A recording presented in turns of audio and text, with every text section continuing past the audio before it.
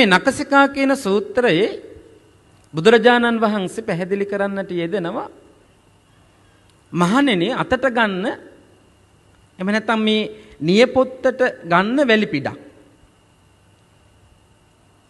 එතකොට මේ මහ පොළවේ තියෙන වැලි පිට දෙකයි මේක සංසන්දනය කරලා බලන්න කියනවා. නියපොත්තේ තියෙන වැලි පිට සහ මහ පොළවේ තියෙන වැලි පිට දෙක මේ දෙක සංසන්දනය කරලා බලන්න කියනවා. මේක බැලුවට පස්සේ බුදුරජාණන් වහන්සේ භික්ෂුන් වහන්සේලාගෙන් අහනවා මහණෙනි මේ නිය පිටට ගත්ත වැලි පිටද වැඩි එහෙම නැත්නම් මේ මහ පොළවේ තියෙන වැලිද වැඩි?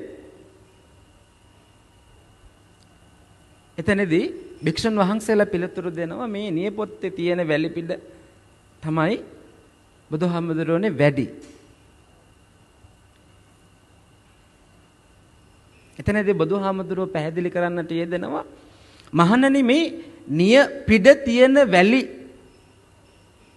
තරම් තමයි අපි මනුස්සාත්ම භාවයක් ලබාගෙන තියෙන්නේ. මේ නියපොත්තට ගත්ත වැලි පිට තරම් ප්‍රමාණයයි අපි මනුස්සාත්ම භාවයක් ලබාගෙන තියෙන්නේ. එතකොට මේ මහ පොළවේ තියෙන වැලි ටික ගත්තොත් එහෙම ඒ විදිහට අපි නොයෙකුත් ආත්ම භාවයන් අපි ලබාගෙන තියෙනවා. එතනදී බුදුහාමුදුරුවෝ විස්තර කරන්නේ මනුස්ස ආත්ම භාවය ලබනවා කියන එක හරීම දුර්ලභයි. අනිකුත් ආත්ම භාවයන් ලබනවා කියන එක හරීම සුලභයි.